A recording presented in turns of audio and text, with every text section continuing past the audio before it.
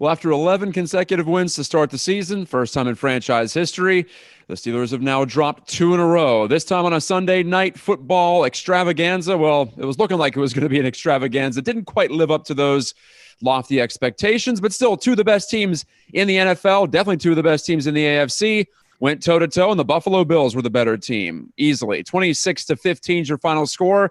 Actually looks a little bit closer than what it felt like in that second half. I'm Matt Gajtka with Mike Asti alongside. We're back for another Pittsburgh Postgame here on Pittsburgh Sports Live. Talking Steelers and still talking about a first-place team in the AFC North, Mike, but definitely a downward trajectory. And for the third consecutive game, we're talking about a defense that played pretty well, forcing 3 turnovers and kept Buffalo below 20 points until the very end of this game. A very good offense. But the Steelers' offense comes up rather short, and it's becoming a trend as we get late in the regular season. To say the least, this kind of proves that while the Steelers were winning and while the Steelers were getting lucky, but they also were playing really, really well. And again, you want to win. So the conversation of are they the worst 8-0, 9-0, 10-0 team in NFL history, it was really a moot point. It was an irrelevant conversation because they were winning. You want to be undefeated. You want to win. And they had a grasp on not only the division, but a playoff positioning and certainly maybe even a number 1 seed, which we should always include is more important this season than ever before in the NFL, and arguably more important than any sports league has had in a while, because if you drop out of that number 1 seed, you're losing a bye. So this is a big deal for a football team that's had to deal with games being postponed, had to deal with players testing positive, had to deal with star players around contact tracing during global pandemic, and has had to deal with tons of injuries that has kind of been overshadowed by all the COVID drama this year that's finally coming to roost.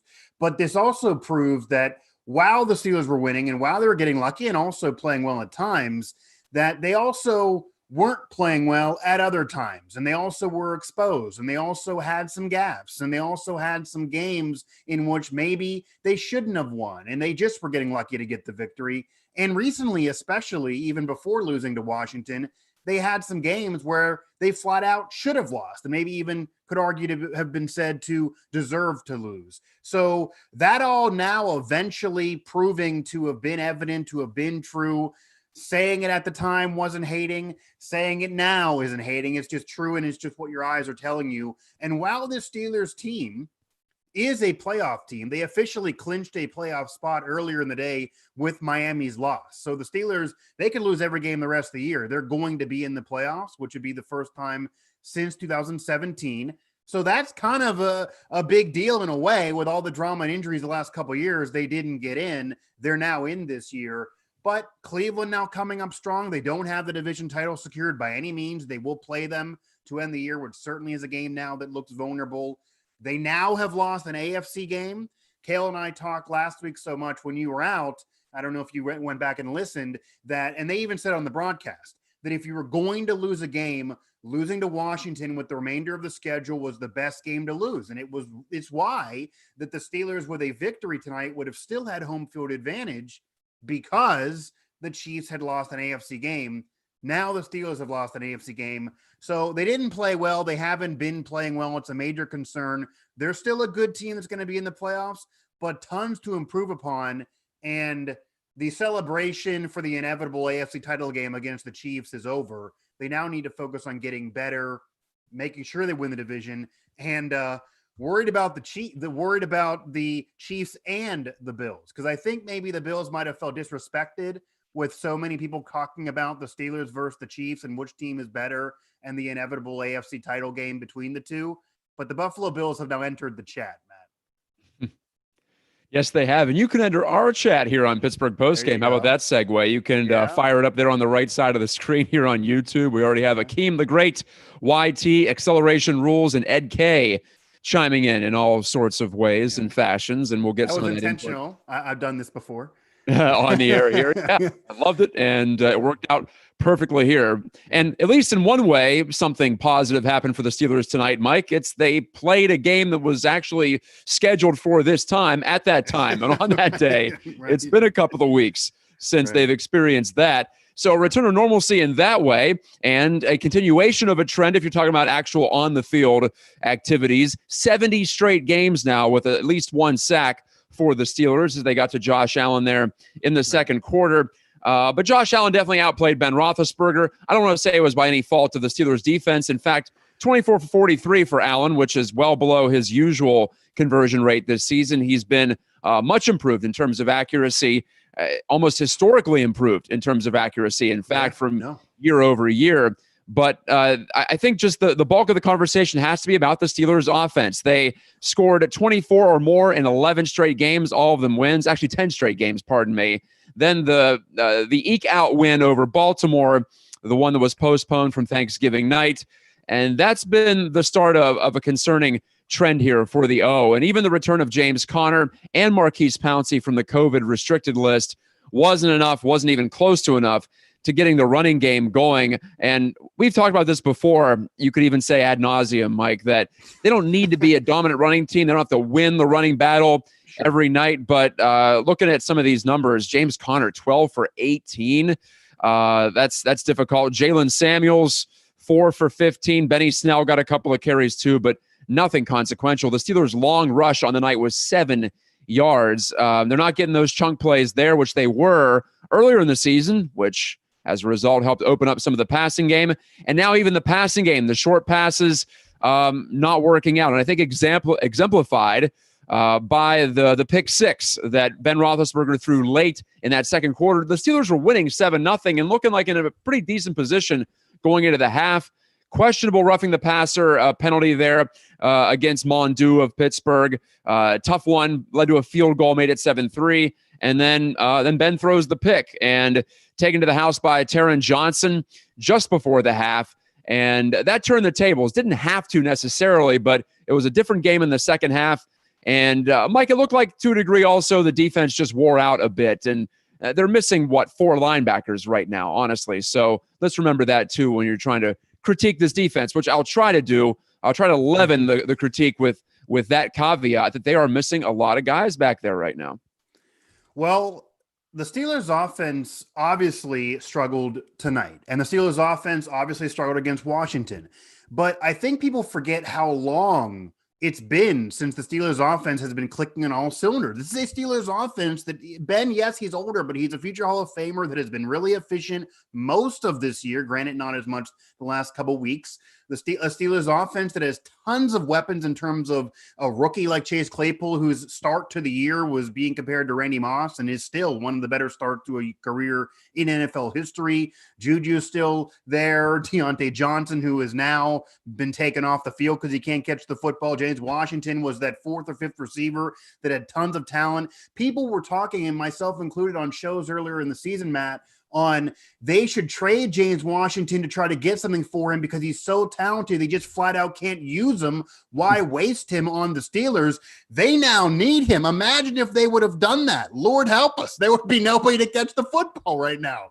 Eric Ebron, who, again, I kind of bragged earlier in the year that I was proven right, that he would be the greatest offseason addition and help Ben as a security blanket. Well, he was doing it for a while. A few weeks ago, he then woke up in the morning and no longer can catch the football. I mean, it really is a head scratcher with the talent on this team. Aside from Claypool, every one of these guys has NFL quality seasons for their position on their resume, and Claypool clearly doing it in college to get drafted. So it's odd that the quintessential fundamentals is kind of what's killing them. And then, as we've also said, this Steelers team, and it's not even the NFL way anymore, it's not going to be a run-first team. It's not going to be Jerome Bettis powering you through. You're not going to muscle your way through. Really, no quality team in the NFL wins that way except for the Tennessee Titans, and they have the best running back in football in Derrick Henry, who's an MVP candidate because he can do that for them, and that's what they need him to do. But you do need some flirtation with threatening the running game. And I will admit, I thought James Conner coming back, and that was several days after he could have been removed from the COVID list, so I was a little worried about him for a while with his medical history. But I was thrilled to see him to come back, not only for personal reasons, but also for this team. I thought that would help. I don't think he's a featured back, but I certainly thought he would help the running game. Marquise Pouncey, I thought his return might even be bigger than Conner. And that could open things up for the running game, even if they would do it with Connor, McFarland, who was missing, Samuels, etc., whoever, Benny Snell, whoever's in there, and just slicing them all around. Maybe the offensive line would be better. None of that mattered. They couldn't get it going today. Granted, they were behind and it didn't dictate for it, but it's still a head scratcher how so much talent on this offense can't get it done any further. Matt, we talk about the Steelers offense struggling against Washington, even Baltimore, and then in this game against Buffalo. And that's some quality defenses right there. But go even further back. The Steelers offense, yes, it was clicking against Cincinnati, a non-playoff team with a rookie quarterback. It was clicking with Jacksonville, one of the worst teams in the league that might be drafting number 1. It hasn't really clicked against a quality opponent since October, as crazy as that sounds. And they've only had one 30-plus point game since October, and the other one's early in the month, back at October 11th, I believe, last time I checked. So, yeah, the defense has been good enough recently. It's not been as great as it was earlier in the season. The competition has got better. The defense did set an NFL record, breaking an NFL record that gets overshadowed tonight because of the conversations on the game and how poorly the Steelers played and how well the Bills did. But 70 straight games with a sack, they're probably going to go 71, 72, 73. It's impressive with this unit. It goes back to 2016. It goes back to different eras of Steelers football before even TJ Watt was there. And they have the record now. It's a different game than when the Buccaneers did it, but that's still something to brag about. But it's not on the defense for me either, even though they didn't play as well at times, but they've been so injured. This offense with this talent just has to be better. And wow, you got to have some running game. And yes, Randy Fichtner's not called the best plays in recent weeks. It's hard for me to give anyone any more of the credit than the receivers, because just simply catch the football. And that's still been a problem. That's just fundamentals. I don't care what play was called or what's going on. It's right there. Make a diamond, catch the football, and then talk about it behind closed doors if you didn't like the play. But there's no excuse. The first play of the game, Deontay Johnson drops the pass. I thought it was a joke, honestly. Well, no, it wasn't. And he dropped the second one in quick succession. He caught the tough one in that opening three-pass sequence to him, which is interesting, which shows you what we already knew. If you're an NFL receiver and you're dropping the ball, it's mostly a mental thing because you obviously physically can do it if you've made it to that level. Right. So some of that doubt starting to creep in. The bottom's dropped out in a lot of ways for the offense, not just the running game. Let's just talk about the passing game, because that's what's going to make or break this squad in the end on the offensive side of it. And yeah, the drops are there. I'm still not really concerned about the drops long term, because it seems like one of those things that has snowballed on itself. And I feel like it could just as quickly turn around the other way. Someone makes a tough catch and maybe guys start to forget about that. I think that is a mental thing, a mental block, especially in the case of Deontay Johnson. Maybe he got out of it in the second half. I guess we'll find out. Pittsburgh golf now, I think he has the yips. Yeah, it's something like that. There's a mental glitch going on there for some of these guys. But for Ben Roethlisberger, I feel like it's more of a physical glitch. And I'm concerned that all this short passing that we've seen in recent weeks is a result of either that knee injury that was listed on the injury report a couple of weeks ago, or the fact that he just doesn't have it in his arm anymore to drop those dimes we saw Josh Allen drop a couple of times tonight. That was a reminder, Mike, of what a strong-armed quarterback can do. Right. Not that you needed it necessarily. You can watch around the league and see several guys do it, but in juxtaposition with Roethlisberger, I realized that Ben's lost some definite zip there, and I thought there was enough in that arm earlier in the year. In fact, last time I did a show with you, I think it was the Bengals game, and he was taking deep shots and connected on a couple of them. Didn't connect on a couple of them either, but at the same time, one of them drew a pass interference, and he was keeping defenses honest. But I get the sense that defenses now aren't respecting anything beyond 10 yards past the line of scrimmage, as evidenced by that pick six. Taron Johnson is creeping up. He's cheating, basically. He knew what was coming, and give him credit. He read it well and took it back the other way. But at some point, Ben and the Steelers have to go a little bit over the top. They have to start to try to make some chunk plays downfield, and maybe Ben's just not capable. You look at that last pick he threw, the only, or he had two picks tonight, but the second pick he threw looking for James Washington down the sideline. James was open deep, but Ben underthrew it by a good 10 yards. So I'm starting to get worried that the QB, the 38-year-old QB with the reconstructed elbow, coming in, there were concerns. They were alleviated for me, at least for a bit. But either he's wearing down, there's another injury, he's not feeling it, but he's not looking like the type of guy that can get it done, that can slice apart defenses in the playoffs. So how do you feel? What's your confidence level in Roethlisberger's physical capabilities right now?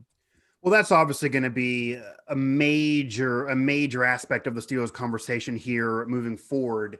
And, I kind of live my life, Matt, and I think you're kind of similar, that if somebody keeps saying one thing or doing one thing and they keep giving you some example, that eventually, instead of making excuses, you just start believing them. Well, Ben Roethlisberger, to be fair to him, in the offseason, even early in the season, he kept telling us in the Zoom sessions that Alan and I are on, he kept saying it to the national media. He kept saying it all over. He was screaming it from Mount Washington, from the rooftops, that I'm a little nervous to throw the deep ball, that I feel healthy, I'm ready to go, but I am a little nervous about the deep ball. I don't feel the deep ball is as strong as it maybe would have been for me in years past.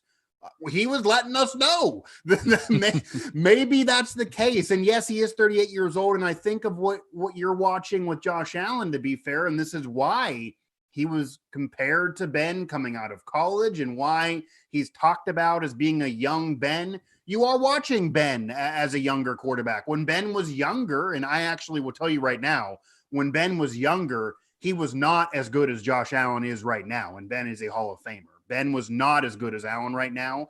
Allen is a guy to me that earlier in the year was an MVP candidate. He probably dissipated from that this year with some poor play in the middle of that season, but could win an MVP here moving forward. And he's a lot more valuable and doing a lot more for his team than Ben was asked to do, even on better teams early in his career. But Ben was elusive. He could get out of the pocket. And yes, he could be accurate. Allen now much more accurate, over 70% this season, where the past years he was barely getting even to 60%. That was his issue. But Allen now has a cannon for an arm that if he gives you that time and extends the pocket and can be elusive, he can rocket it and make a small play into a big play by just opening up time for the receivers. Ben could do that earlier in his career, to Plesko Burris, to Mike Wallace, to Santonio Holmes in the Super Bowl game. Ben was elusive and able to get Santonio open to throw one of the greatest passes in Steelers history and win a championship, the last one for Ben and the Steelers. But now at 38 years old, he was never going to be able to run around as much. He was never planning on being as elusive. He was more of that Chris Paul point guard. That's kind of what he talked about earlier on in the year, that he wanted to just find who was open, get to them. He was very open-minded to throw to anyone who's open. There really wasn't a 1, 2, or 3. The Steelers just have tons of talent. That was kind of the plan earlier on in the year. And he trusted his guys. I still believe he trusts them. I do agree that they could get out of this at any time and probably have more confidence in the Steelers receivers getting out of this and having a big game soon than the Steelers running game getting moving, because that's just been a long time coming with nobody really getting it done. But Ben is an older quarterback. So if they were going to win, I thought they probably were going to do more of that Tom Brady method of dink and dunk. And generally speaking, that can get you more completions, can give you a higher completion percentage, can move the chains if you have that right guy. But these receivers are also dropping passes. They dropped 8 last week and he had 20 incompletions. That's about half of them. So they're not helping him out. But he is getting older, and certainly more gameplay with your age. The fact that his issue is in his arm, certainly in his elbow, that could absolutely affect the deep ball. He's not able to do what he did before, and the receivers aren't helping him. It makes it more of a dink and dunk. The Patriots offense doing that won championships. It's not like that can't work for you, especially when you're older. It's still kind of working a little bit for Brady, even though less than in recent years. But Ben needs more help than ever before, and he's not getting it. And I don't think the deep ball necessarily is coming, even though you hate to hear that, because James Washington, who now has become their best receiver, is such a deep ball threat. But they're also, Matt, there's no one else in quarterback that's going to step in. We've already seen Duck and Mason last year. That's not going to work. Maybe you talk about the future, but there's no help this year. So for this team to salvage this season, They do need to get an offensive game plan that can work for Ben at 38 years old, that does not force tons of deep balls, and they do need to get these receivers to catch these footballs. That's just the case. Otherwise, it's doomsday for this season. Steelers lose 26-15 to the Buffalo Bills. Buffalo now 10-3, and they are 2 games clear of the Miami Dolphins, who lost today to the Kansas City Chiefs for that top spot in the AFC East. And Mike, as you mentioned, they've entered the chat. They're now just 1 point back, or one game back, I should say, of the Steelers for the second position in the AFC. And for the first time all year, the Steelers are clearly behind the Kansas City Chiefs in the overall standings. The Chiefs at 12-1 after that aforementioned win down in Miami. Tennessee Titans at 9-4. They're kind of a long shot. You know who isn't a long shot, though, are the Cleveland Browns at 9-3. They play tomorrow night. With a win, they're just 1 game back. And, of course, the Steelers and the Browns will have to play one more time coming up this season. So the North is not even locked up. The playoffs pretty much are, as you alluded to. The Steelers could lose out and finish 11-5 and still make it there. But not technically locked up, but at least essentially, in our view, they're going to make the playoffs here. But a lot of things are now. I mean, they're uncertain. Officially in. They are officially in. Oh, they are officially in now. Yeah, that's what I said earlier, because Miami's loss makes them officially in. They could. Oh, there you go. Yeah, I see the X next to their name now. Sorry about that. So it's also on our site, but they are officially in. Granted, again, we talked earlier in the year about championship or bust with how hot of a start they had, and even NFL history gets you at least to the championship game when you end up 8-9-0, even if you don't win the title. If they would not win a playoff game and just somehow crawl in as a final wild card with the expanded playoffs because they lose out, that would be one of the biggest collapses in league history. So yes, they're in, and that's a positive for recent years, but they have some work to do. And again, you want to be the number 1 seed because you want the bye. And Matt, I think we can agree with COVID and they had that 5-day span where they didn't practice because of the Ravens mess and those games being moved. They really haven't had a legit bye without Roger Goodell having to call them to tell them when games are going to be played and change the schedule. So to lose that and to have to basically have no bye and go right into things again, this team needs some time off. Certainly Ben probably does. Ben has not played a full season in a while. Even back when he was playing enough games for a full official year, it still wasn't the full 16. I would wonder if he's going to be able to get that in this year. He's healthy still, but I'm sure they would have loved to have something locked up and could sit him, certainly if they were no longer undefeated. That's no longer the case. That Cleveland game looks like it's going to very much matter, and he is not getting any time off. So then if he doesn't get time off in the regular season and they don't have the bye, and they go somehow to the 3rd seed because they now lose the game in hand with Buffalo, it's really a problem in terms of winning further. And when you start 10-0, you got to at least get to the championship game, or that's going to be a pretty bad collapse, even if you don't win the title, because obviously the Chiefs are really, really good, and so are NFC teams. But right now, I mean, I sat in that press box years ago with AB, Bell, and tons of Hall of Famers on a Steelers team that was very, very good, just as talented as this one, that also had a hot start to a year, that watched Blake Bortles march up and down the field, and that was because of the defense. The offense scored, but nonetheless, they collapsed and lost, and that is one of the worst losses in Steelers history, and you can't say it's a 0% chance for it to happen again with how they played recently. No doubt about that. We're about almost a half an hour into Pittsburgh Postgame, our second consecutive losing Steelers Postgame here on Pittsburgh Sports Live. I'm Matt Gajtka with Mike Asti. Mike mentioned the website, which I clearly didn't look at over the last couple of hours. I would have known the Steelers had clinched the playoffs. That's fine. Steelers Now is where you want to go.com. Alan Saunders was on site. He and Ed Thompson, one of our photographers, made the trip up to Western New York, to New Era Field to check out that game live. Of course, no one in the stands on a snowy night, but not a blustery night. It wasn't a bad weather night, all things considered, especially when you factor in that they were in Buffalo and it's December. Not bad at all, honestly. Right. So no excuse there on the offensive side for either side of it. I think Buffalo probably didn't play as well offensively as it would have liked either, which leads me to some of the comments here. Mike, I wanted to get to NBA Youngboy the GOAT, what a name, says, let's be real. I'm glad you read that. Half the fun is just reading the usernames. Yeah. Let's be real. The Steelers defense, if the Steelers defense wasn't so good, the Steelers would be 6-5. Well, okay. And if my uncle didn't have, he'd be my aunt. The offense played well early in the year too. It wasn't like the defense was carrying them. The offense played well early in the year too. They just have puttered off. It did, but I want to say the defense did play well tonight. It didn't look great in the third quarter, especially. Guys in red were running free all over the field, and they weren't quite getting home on some of the pressure. I think the Bills did a better job in protection. I know they did a better job in protection. Not sure exactly what they changed up tactically, because I'm not an X's and O's guy necessarily. You can just pick that out without watching the film over and over again. But they were protecting Josh Allen better in the second half, and he got the ball out quicker and more cleanly. We saw not just one guy running free in the secondary. We saw 2 and 3, but obviously Stephon Diggs, 10 catches for 130 for Buffalo, and he's over 100 catches on the season. So you knew he was going to see a lot of the ball. But counted up 1, 2, 3, 4, 5, 6 Buffalo receivers with at least 1 catch. We saw enough, Mike, there to know that was a good Buffalo offense. And we grade on a scale because we know the Steelers defense, despite missing some players, has done well. We saw early in the game, especially, they were shutting out Buffalo, and plays in the secondary were being made. Guys like Mike Hilton, Cam Sutton, knocking balls down, intercepting passes. So there were bright spots there. And the defense is going to keep this team in the game, I think, barring any further injuries, if there is a possibility for that sort of thing. So there's a bright spot, too. The offense doesn't have to be a world beater.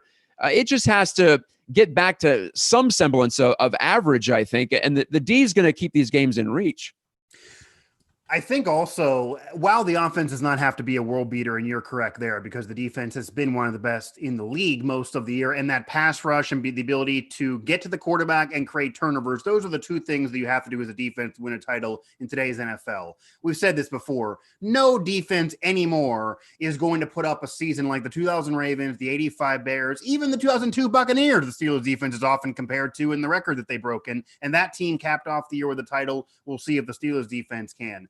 But this is a different NFL. You're not going to have that. That's gone, basically. So you do have to grade it on kind of a curve a little bit, comparing this defense and recent defenses to defenses of old, even though the numbers want people to compare so much, and the Steelers breaking that Buccaneer era record with consecutive sacks. When you have a pass rush and when you have the ability to create turnovers like they did today, that's usually good for the defense. But again, it's just bewildering, Matt, on how the offense could go. And I'm not saying they have to be a world beater, because when you have a great defense, you could go along. I think if the offense can give them 2 touchdowns and a couple field goals, that's probably good enough to win on most days, except for maybe against Mahomes and Allen. And then another touchdown is probably good enough to beat them with your great defense. But it just is the confusing part from the earlier portion of the season. Maybe, and this was talked about then, the Steelers had a very front-loaded, easy schedule. Their schedule, you hate going here because you just have the schedule in front of you. It's not college football. They can't get on the phone with anybody 3 years ago and try to negotiate a schedule. They're just given a schedule by the NFL. It's not like someone's refusing to play them.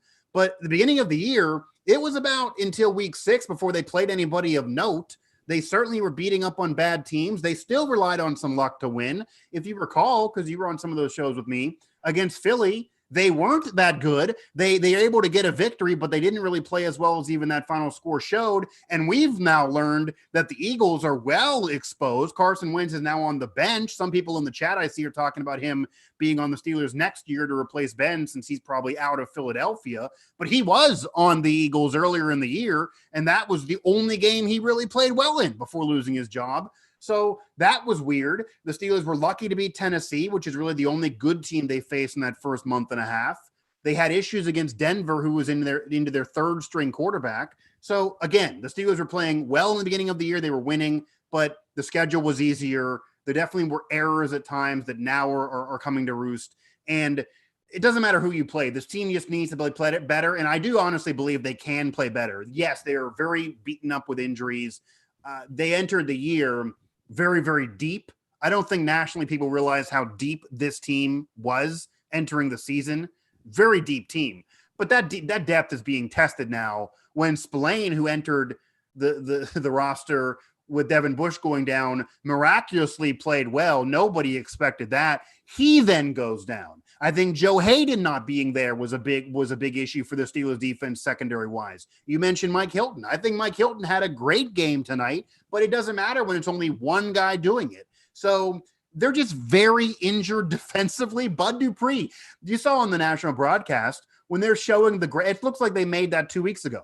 They're showing the graphic of the great Steeler players that are a part of that sack streak and the comparison of Warren Sapp and Simeon Rice, two Hall of Famers from those Bucs era, and comparing it to TJ Watt and Bud Dupree, and then saying, what can the Steelers do in the future to break the record? Well, I'm sitting there saying, well, I don't know why Bud's on this graphic anymore. He was a part of it, but he's done for the future. He's done for the year. He's going to then be a free agent, and he's probably not going to resign because he wants money. So it's no longer what they can do together. They're done doing it together. So you're losing a lot in terms of injuries this year. Bud Dupree is a big deal not being there. That definitely hurts TJ in terms of the pass rush. So they're able to get over some things. It's hard to get over it all with everything they dealt with.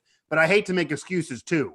Even who is on this roster is still very, very talented and should be better, and they still should have played better because, yes, they've had an issue with scheduling recently, and yes, they've had injuries, but their measuring stick is winning a championship. They got to this point, and if you want to actually do that, they need to improve, and they certainly need to improve in a hurry. Stat sheet tells a story on the defensive side. Avery Williamson, who wasn't a Steeler as of about a month ago, led the team in tackles with 11, right. 9 of those solo plus a QB hit. Marcus Allen, who was a safety in college, started at linebacker tonight. He was the second leading tackler for the Steelers with 8. So there's the thinness personified. And then you look at a guy like TJ Watt. I was afraid, as you mentioned, without Dupree there, it's hurt TJ and getting home to the QB. Teams have been able to focus on him, lean to his side heavily. He just had 2 tackles, one of them solo, a couple of QB hits, which led the squad. So there he was getting some pressure on Josh Allen and 1 pass defense too.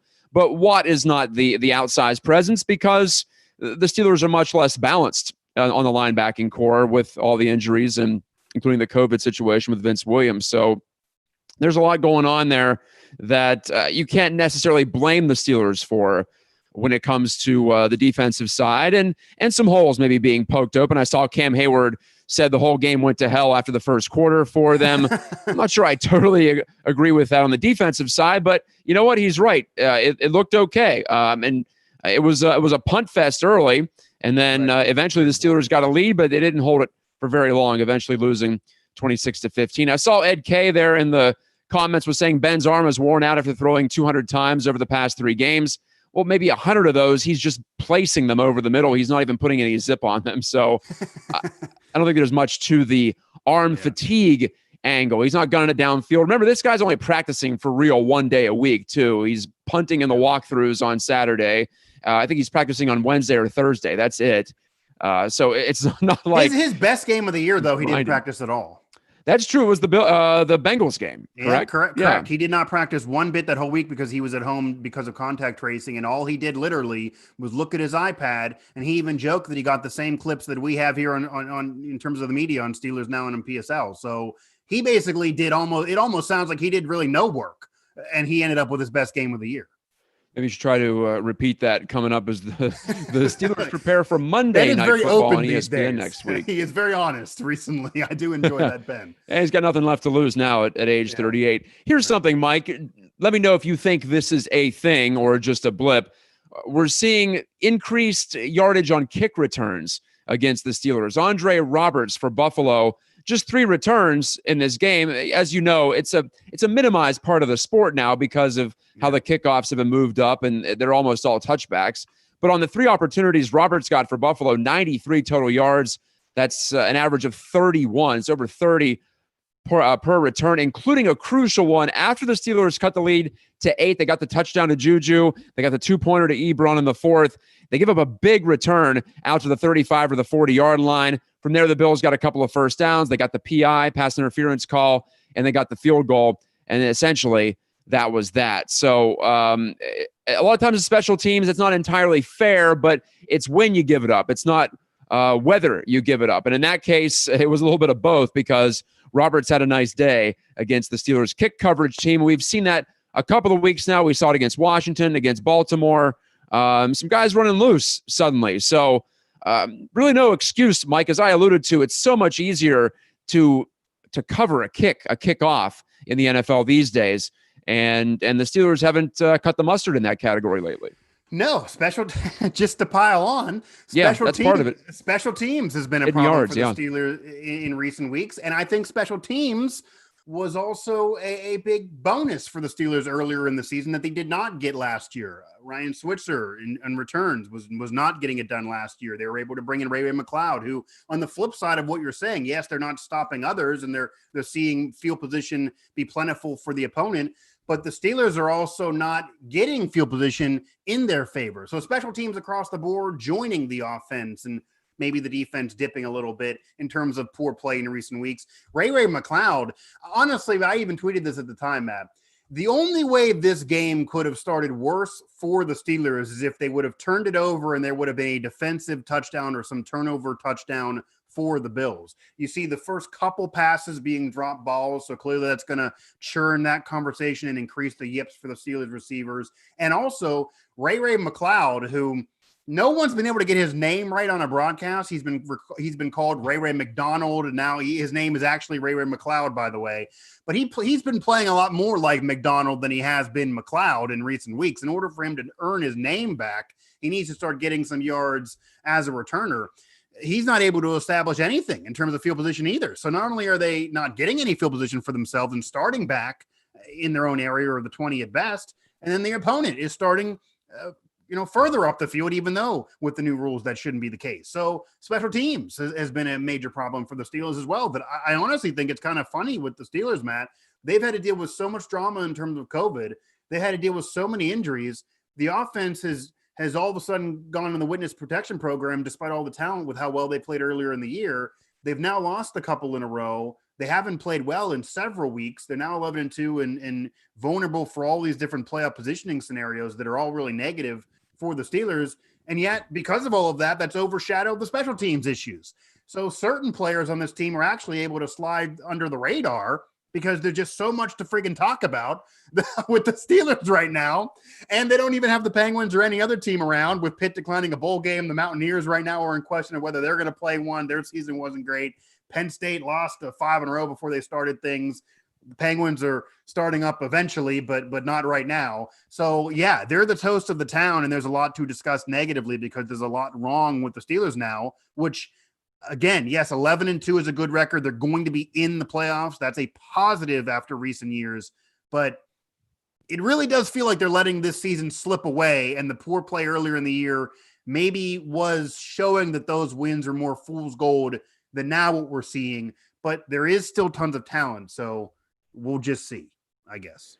I'm glad you brought up the fact that the Steelers have the stage to themselves right now. I thought earlier in the week, and I tweeted it, in fact, that this is starting to remind me of the 2004 Steelers season when the Penguins were in lockout. They never even played that season. Right. Hopefully we avoid that fate this year. But the Steelers had everything. They normally do have the lion's share of the attention here in town. But all apologies to Pitt football and Pitt basketball and the rest of the college sports that are playing in the fall. But it's been all Steelers all the time. And especially when you pile up that 11-0 record, you'll recall the Steelers in 2004 won, what was it? Eventually ended up being 17 games in a row, counting playoffs, or 16 games in a row. Yeah, they lost that one early with Maddox, before they fell, maybe it was 15. Yeah, they were 1-1. Then they finished up 15-1.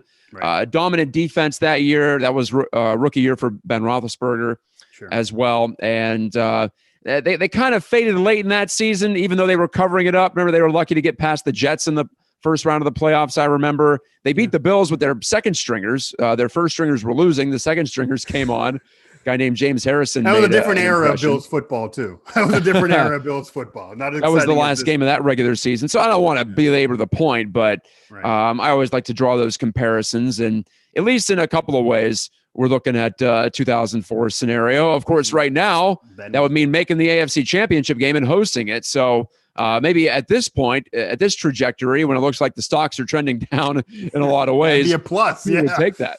Yeah, that would absolutely be a plus. And I think also the issue, again, to make this clear, the Steelers haven't been playing well. Everyone knows that. They have their issues. even though it's true, because Kayla and I talked about this a lot last week, and I've talked about this on my show and just in recent post-game shows too. It is true, and you feel like nationally maybe it's not being fair to the Steelers because when they're out there, when you're the undefeated team, you're going to be the team that's talked about a lot. Not only are they the Steelers with tons of fans, and they're always going to be part of a conversation, certainly here locally, but when you're undefeated, you're going to be discussed and you're going to get some national attention. So that just comes with the territory. They'd rather win and have that than to not win it and not have that. So that's fine. However, during that time, the focus kept being they weren't playing well, and yet they were winning. They're getting lucky. Maybe is it fool's gold? Again, maybe it's the schedule. Eventually, it'll come to roost. All of that has now been proven true, even though myself and others kind of were criticizing some of those national comments. But they weren't bringing up how the Chiefs, to be fair, have also looked worse in recent weeks than they were earlier in the year. You mentioned Miami losing to Kansas City, and then I told you how that clinched the Steelers officially getting in the playoffs in some respect. I watched that game earlier in the day, Matt. The Chiefs did not look good. Ben Roethlisberger threw 2 interceptions in this game.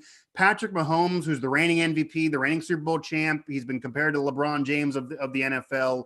He had one of his worst games I can remember watching since he's been an NFL quarterback. He threw 3 interceptions. He had some yards, but he was not efficient at all. It was one of those old school games that analytics would hate. That was his day against the Miami Dolphins, who are a playoff team, but certainly not a world beater either. So the Chiefs, they almost lost to Denver the week earlier. We know the Ravens have fell off the map. Seattle's lost some games recently in the NFC. The Raiders have come back to earth. Tennessee has lost recently. The teams around the NFL that previously were owning the league earlier in the year have all come back to earth, including the Chiefs, who are still a big favorite, and they're all not playing as well as they were earlier in the year. Granted, the Chiefs are still getting wins, and they lost that one game way earlier in the year, but the Steelers now are losing these games, whereas these other teams are still getting these wins when they're playing poorly, certainly the Chiefs being that team to mainly compare to. The Bills, who the Steelers played today, are the team that is getting hot at the right time. They've now won 4 in a row, I believe. So while the Chiefs and Steelers both are playing poorly recently, the Bills are getting hot. And we know this, that throughout sports history, you want to go back to sports history, the team that is the best that given year does not always guarantee to be the champion. A lot of the time, the champion is the team that gets hot at the end of the regular season and into the postseason. That team is the Bills right now. I'm not saying they're going to go ahead and win their first franchise title. They're one of the cursed teams out there, but that's maybe going to happen because we've seen some other curses get blown away. They are the team playing hot right now, at least from the AFC, whereas the Steelers and the Chiefs are not playing well recently. So I wouldn't be surprised if either one gets exposed in the playoffs. So just to point that out, the Steelers, again, no excuses. They're not playing well. They need to be better. But this isn't talked about enough, that everyone across the board has not been playing well recently who previously was. And there really aren't that many truly elite teams in the NFL. I got some flack for that recently, saying the NFL literally didn't have any elite teams this year, including the Chiefs. And they all are playing worse than in years past. Maybe it's because of a truncated offseason or COVID or whatever, the lack of continuity. But I can't say anyone is giving you a record-settingly great, amazing regular season so far. So it is not uncommon to be occurring now, but they certainly want to be playing better and should still be playing better. I want to get to a couple more comments here before we go any further and start to wrap this one up. Michael Foster adds that it's a one-dimensional offense, and Ben has no mobility. We can agree on that last point especially. Having a mobile QB, continues Michael, would completely open up the playbook and the running game. Ben's time has passed. Okay. Might be getting close. I'm starting to get a little, more than a little nervous here, Mike. I feel that... I hear you, but what do you do this year? Tonight was a difference maker for me in which now I'm wondering, is this offensive game plan executable, if that's a word, if Ben's going to be diminished? And I'm seeing now Alan Saunders, by the way, from SteelersNow.com tweeting about the Ben Zoom press conference of which he is playing a part. Ben says, if I don't play better, I need to hang it up. We've heard him talk about retirement before, and then say later that season that this old cowboy still has a few tricks left up his sleeve or something like that. So, I mean, Ben can get a little dramatic in these situations, is what I'm trying to say. Yeah, but Mike, he also said, I want to bring this up, because Ben has been very reticent to say that they've been passing the ball too much. He's pushed back on that, saying maybe next game we'll throw it 100 times. And Right. for the most part, I agree. But he said tonight, finally, he conceded that if the running game isn't going to be performing, then teams are going to gang up on the pass. And it feels so claustrophobic around the line of scrimmage. We all see it. I know Ben sees it. He's smart enough to know that. Right. So it's just nice for me, at least, to see him and hear him publicly admit that, the lack of the rushing attack at all is certainly hamstringing them right now. Well, number one, again, Ben is an older quarterback. To have success is probably going to be more of a dink and dunk. He's not going to give you as many big plays as he was in years past. He's not going to give you what Josh Allen's giving you now, with Patrick Mahomes is giving you now, with even Aaron Rodgers, who's still several years younger, Russell Wilson, several years younger, again, despite established Hall of Famers as well. He's not going to give you what they're giving you. It did appear earlier in the year that he was good enough to win you a championship with how well the team was playing overall and how much talent he had around him. He certainly has the horses around him, or at least that talent, if they would again catch the football and play to that ability. So they're not helping him in recent weeks either. So, but I will say, with all that said, I don't know, and this is why that conversation a little bit annoys me, even with people telling me on Twitter about Wentz, and I see that in the chat too. That's something we can discuss. And I know it's going to be discussed now, but we can discuss in the offseason whether or not Wentz is going to come or what they're going to do. If Ben is god awful, I think he maybe would step away. I mean, he's brought that up a lot. He does clearly I'm going to say this. He does love the attention. He's a little bit of a drama king. He loves the attention. When he said he was going to retire years ago, he kind of wants, oh, you forgot about me for a minute. I got to make a comment so you can feel bad for me and bring the attention in. I mean, he's a Hall of Famer, but he does give you that a little bit. So if he's horrible, he might choose to step away because he knows he's already going to Canton and he doesn't want to embarrass himself. If it feels like he has something to prove, he might want to come back. He did say he wants to at least finish the contract with Tomlin. They have the same amount of years left. I could see that being something that occurs, at least giving him one more go next year. I don't know. That'll be more of an offseason conversation. I will guarantee you, Matt, there's no way Ben's not starting the rest of this year if he is healthy. I get that it's a hampered offense, but we've seen the Steelers without him last year. Mason Rudolph is a backup quarterback. He's not a starter. He is not going to win you a championship. Duck Hodges is a fantastic story. He's a better duck hunter than he is an NFL quarterback. He's not going to win you a championship. Again, Josh Dobbs, who maybe is where they're alluding to because he does have the elusiveness. He can run around. He can do that, but he can't be Josh Allen or Russell Wilson. He can't have the accuracy and throw the ball as well as them. So I don't think he would give you enough to win a championship either. It's going to be Ben come sink or swim. If you're basically saying that, or anybody out there saying that Ben can't get it done and that's been exposed, then this team's not going to get it done and they're going to lose early in the playoffs. I don't think anyone else is going to be starting a game unless Ben is hurt and then cannot play, or he's being rested because somehow they've clinched things and there's chaos around the NFL. That would be the only way for me. The future maybe is in doubt. He is older and that's an issue, but I do feel like he is still the best option on this team. And if these receivers would improve themselves, it can be fixed. Because again, that was half of his incompletions last week in the loss. I will say, Matt, though, talking about the Ben Zooms, I was waiting for Ben to eventually move in this direction. He's been a very honest guy in recent years. We learned a little bit about Ben's honesty and his feelings during the Le'Veon Bell and Antonio Brown drama with kind of some subtle jabs that he used to do in his radio show on a competing outlet where he would throw a little bow in there to let somebody know his thoughts. And you can't mess with me because I'm the only guy left from the 04 days and those teams of years past and with the rings. So he would throw those comments like, I'm the one with the rings. You got to listen to me. Oh, I'm joking. No, were you really joking, Ben? No, you were making it clear. He's not going to go that route because these receivers are not being like that. They're not throwing him under the bus like they were. But I'm sure Ben is annoyed with the lack of running game as much as he wants to throw it 70 times like Brett Favre. Him and Favre both realized you got to have some running game or else you're not going to have any chance of play action. The defenses are clearly going to know what's coming. It's going to be easier for the defense, you being so one-dimensional. So not having any threat of a run does hurt you throwing. He's going to want some running game to help him out there. And I think he's also getting annoyed by the receivers. I mean, when you start a game 0 for 2 because Deontay drops 2 passes, you have 20 incompletions last week in your first loss. 8 of them are off receivers just flat out dropping a pass. Eric Ebron, I believe he's had, 8 in the last few weeks. Deontay, I believe, is up there in terms of top of the league in drops. I mean, come on. They're not helping him out. I'm sure he's getting frustrated. He's not going to toss him under the bus, but I am waiting for Ben to start giving hints of, hey, you guys need to be better. I'm older. You wanted me here as the older quarterback. Deontay, Claypool, and Juju said how much they love playing with Ben back in week 4. So if that's the case, help me out. They're not helping him out, even though he clearly is older and is not as elite as some of the competitors are on fellow playoff teams. Mike, last thing here, as we are now 22 minutes past midnight on what is December the 14th, after the Steelers lose on the 13th. If you like night games, by the way, we've got another one for you next Monday at Cincinnati. But I want you to project a little bit. Speaking of next week, speaking of the future, acceleration rules mentioned early in the chat that Cleveland is taking the crown in the AFC North. Hey, it could certainly happen.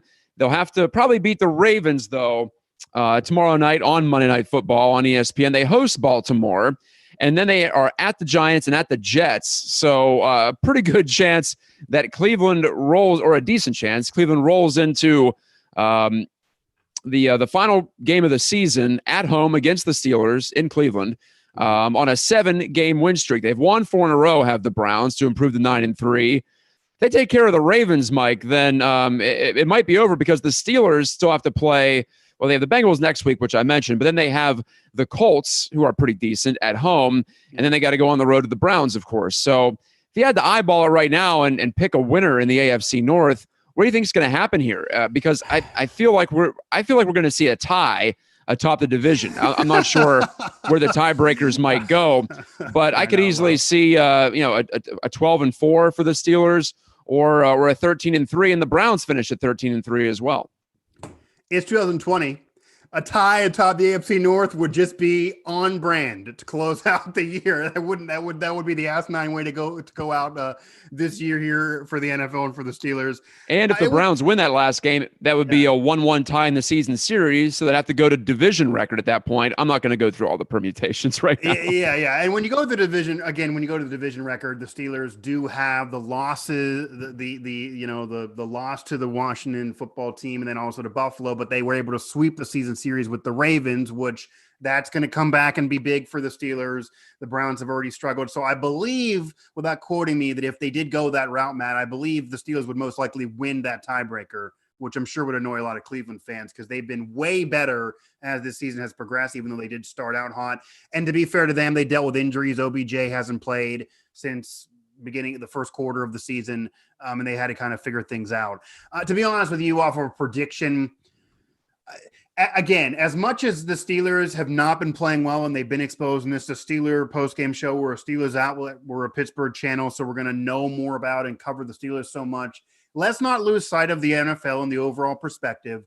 The Browns have been winning recently, but they've also been exposed at times.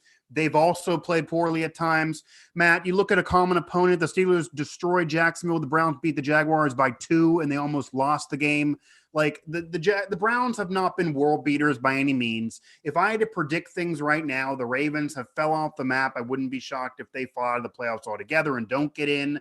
I do think the Steelers are going to end up still winning this division. I don't think it's going to be an impressive division win, because I do think it might be off a tiebreaker, or maybe having to beat the Browns the end of the season. That final game of the year may come down to the winner of that game, if it could be the Browns, to snag the division title. And obviously they'd be well into that game, even if the fans can't be there. But I do think the Steelers are going to somehow still win the division. I do still feel that. I wouldn't be shocked, though, if they end up being the number 3 seed instead of the 2 or 1, which would be horrible based on how the year started and be a problem going into the playoffs. There's still more talent there. You still got to figure they're going to figure it out. They, to quote Bill Belichick, on to Cincinnati has now come at the best possible time, because the Bengals are still a beaten up team. Joe Burrow not there now, as he's out for the year with an injury. So they are even more vulnerable when they played earlier in the year. And the Steelers should be able to fix things against the Bengals. The Colts won't be easy, and Phillip Rivers knows the Steelers better than anybody else. He played against them for what feels like 30 years. So they won't be easy the rest of the way. I still feel like they're going to get in. They're going to, in terms of the division championship, they're going to somehow win it, but it won't be easy by any means. And the NFL, fortunately, around them is also not playing that well, but the Steelers need to fix a lot of things across the board. And they really, really just need to get healthy, but I'm not sure if that's possible. I'm honestly not sure if Ben can give you more than he's been giving you, even though he's going to be the quarterback. And honestly, Matt, I'm not sure the running game can give you more than it's been giving you. We see Connor, we see Pouncey there. They're not going to get much healthier offensive line-wise. Dak Banner's not coming back. So this is kind of it. Alejandro Villanueva, I think, has had a rough year as he's been so focused on politics. He's not had a Pro Bowl year like he's normally accustomed to. I don't know what's going on. A lot of guys need to be better, but they also need to be healthier. But I don't know if any of those things are going to be possible. But I'm not going to be confident enough in how the Browns have been playing recently off of one or two quality wins recently when they were playing poorly before that to say all of a sudden they're going to go win out or they're going to end up winning the division or anything like that. I think the Browns are very vulnerable for a loss in a bad game too, maybe due for it. And the Steelers might be due to finally play well and win, but they need to be better. They should be better. And the injuries and the drama and the schedule and COVID are not going to be an excuse for Mike Tomlin or Big Ben, who I imagine are going to be pretty lit in Zoom sessions most of this week, despite, again, 11-2 is a good record. But the way they got to 11-2 just doesn't feel good if you've watched this team all season long. So concern around Steelers Nation, but I'm not crowning the Browns just yet either. Neither am I, to be clear. And just looking at the schedule, Mike, to your point about the Browns, their wins this season by 5 over the Bengals, by 14 over the Washington football team, by 9 over the stinky Cowboys, by 9 over the Colts at home, by 3 at the Bengals, by 3 against the Texans. And then the Jags. There's a trend here. By 5 against the Eagles, by 2 at the Jags, and by 6 at the Titans when they led by, 5 touchdowns at the half. Yeah. So are you a little less impressed now? The record does look gaudy. I'm just saying there's definitely a chance here. And I think the Browns are playing better as the season's gone along, which you can't say the same thing about the Steelers right now. They're hot now. And they're confident. Can they rest and recover? Mike, they'll have a week off, a full week off. Away from games, not off. Obviously, they'll be practicing and taking treatment, being down at the UPMC Rooney Sports Complex as we get ready for next Monday's game. Mike, great to talk to you again. I enjoyed it. And here late, we'll be late with you again next week, like I said, and hoping that it's more worth Steelers fans' while to stay up next week, clearly. Yeah. I do wish, though, for Bills fans that, watching a Bills game on primetime on Sunday Night Football, they haven't had that in a while. I got to say this honestly. I miss Bills fans. I miss Bills Mafia. And I miss the parking lot shots of power bombing somebody through a burning table. If the Bills are going to be good, if the Browns are going to be good, if the Raiders are going to be good, you want those fan bases there. So I understand why they're not, of course, it's the right call. But you do miss that, especially from the Bills' perspective, to have this special year without their fans there. So I love Josh Allen. I'm glad for the Bills in a way. Got some friends that are Bills fans. They deserve this.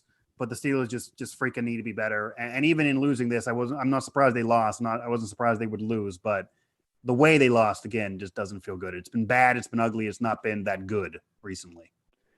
I know a few Bills fans too, and the Bills are basically the Pirates of the NFL. So even worse, except without the championships. That's what I'm saying. Imagine growing up with 4 straight Super Bowl losses. I mean, yes, it's an accomplishment getting there, but that's rough. Yeah, sure is. Those teams are underrated because of that. Clearly, sure, 4 in a row. We're not going to see that again.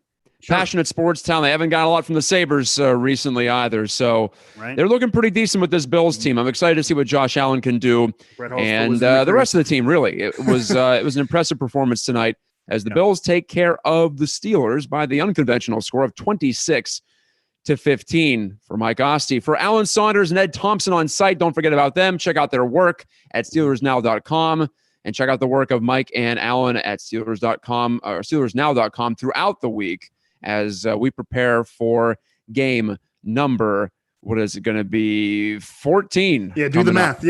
Yeah, I had to. It's been tough the last few weeks because they skipped a week, and then, my goodness. I hear you. Just do the math, though. 13 in the book, 3 to go for Pittsburgh at 11-2 now after second consecutive loss. We'll talk to you next time, next Monday, for another Steelers postgame on Pittsburgh Sports Live.